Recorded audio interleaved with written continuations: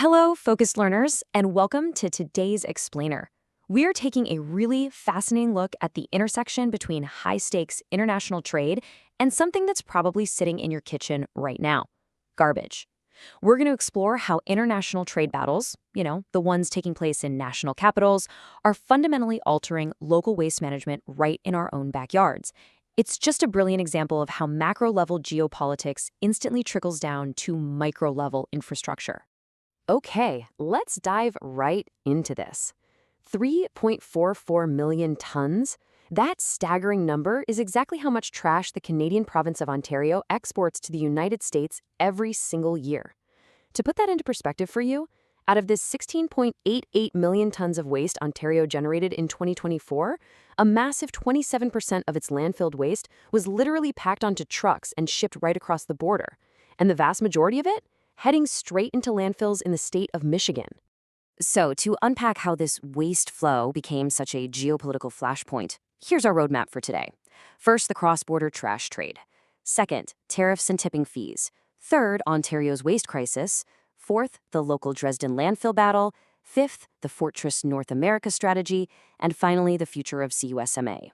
Moving to Section 1, the cross-border trash trade. To truly grasp the geopolitical friction happening right now, we first have to understand the logistics.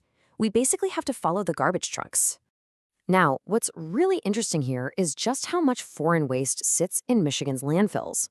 If we look at recent data, while 81% of the waste disposed of in Michigan is generated domestically within the state, a substantial 14.4% is imported directly from Canada. Now contrast that with imports from all other U.S. states combined, which make up just under 5%. So Michigan is highly reliant on Canadian waste imports. But you have to ask, why is so much commercial and industrial trash making that long trip across the border in the first place? Well, it all boils down to basic economics and regulatory incentives. Michigan has maintained an incredibly low state-levied landfill tipping fee of just 36 cents per ton. Yes, literal pennies. Compare that to neighboring states. Ohio charges around $4.75 per ton, and Wisconsin charges nearly $13 per ton. This rock-bottom fee just makes Michigan an incredibly attractive, cheap destination for Ontario's private waste sector. Section 2, tariffs and tipping fees. Obviously, this economic flow doesn't exist in a vacuum. Let's shift our focus to the Oval Office and the governor's mansions to see how political leaders are responding to, and in some cases weaponizing, this transboundary trade. As you can see, trade hostilities escalated rapidly. In February 2025, U.S. President Donald Trump imposed a 25% universal tariff on Canadian imports. Naturally, in response, Canada, under newly elected Prime Minister Mark Carney, enacted sweeping retaliatory tariffs on American goods. But right in the middle of this international tariff brinkmanship, Michigan Governor Gretchen Whitmer saw an opportunity to address the waste flow. In her fiscal year 2026-2027 budget, she proposed drastically hiking Michigan's landfill tipping fee from 36 cents up to $5 per ton. That is a huge jump, and it was specifically aimed at deterring this influx of out-of-state and Canadian imports. And the friction isn't just about the waste in the ground, it's also about the air above it.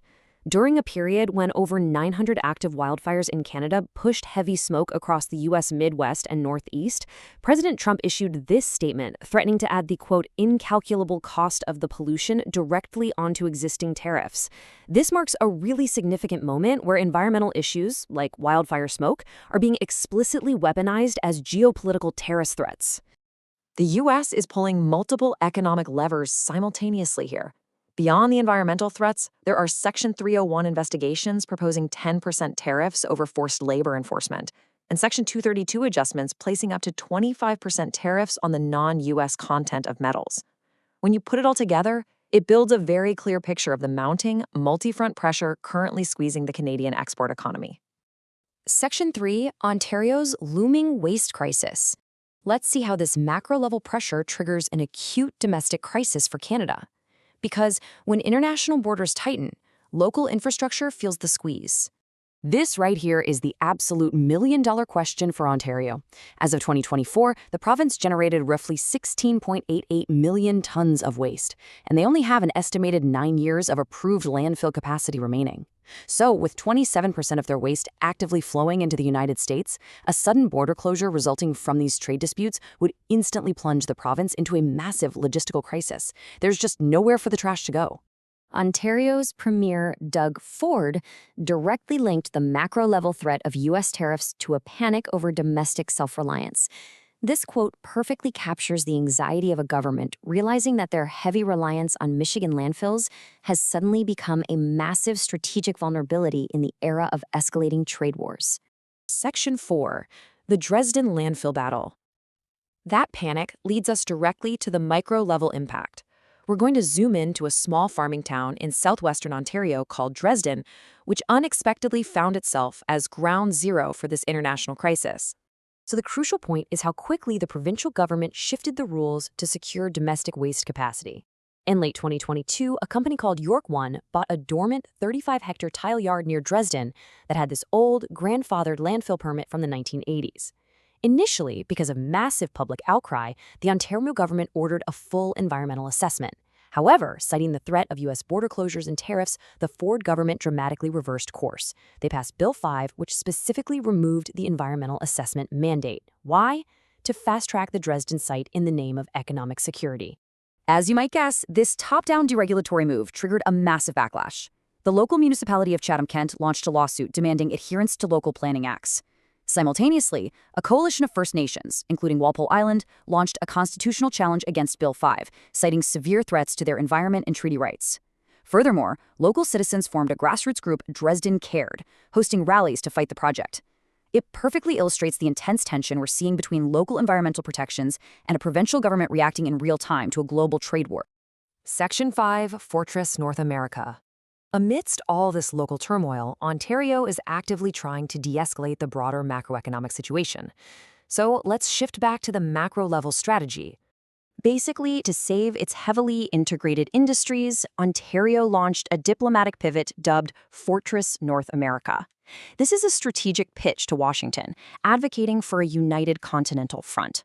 The core argument is that the US, Canada, and Mexico should just drop the tariffs against each other and instead focus on integrated supply chains and joint security to compete against overseas imports, particularly from China. Putting this into action, in June 2026, Premier Ford and his trade minister took this charm offensive directly to Washington, D.C. They held meetings with U.S. lawmakers and powerful industry groups like Autos Drive America and the American Farm Bureau Federation.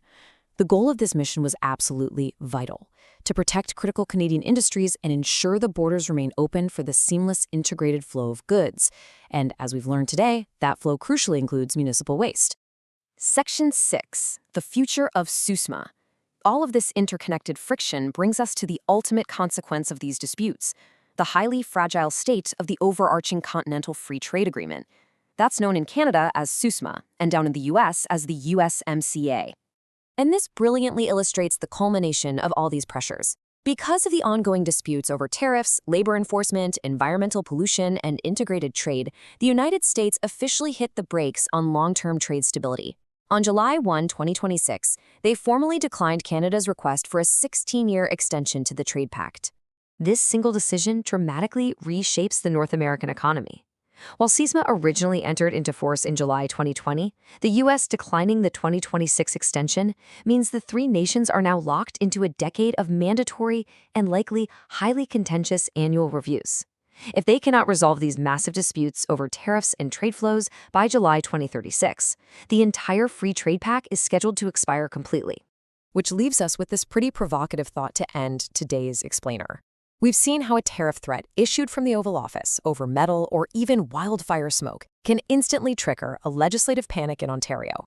That panic leads to the override of environmental assessments, forcing a very real, local crisis upon the residents of a small farming town like Dresden. The macro and the micro are entirely connected. So as we watch a decade of tense trade negotiations unfold before us, we really have to ask ourselves, when global trade wars escalate, is the ultimate cost actually paid right in our own backyards? Thank you so much for joining me for this explainer. Keep asking those big questions, and I look forward to diving into our next topic with you very soon.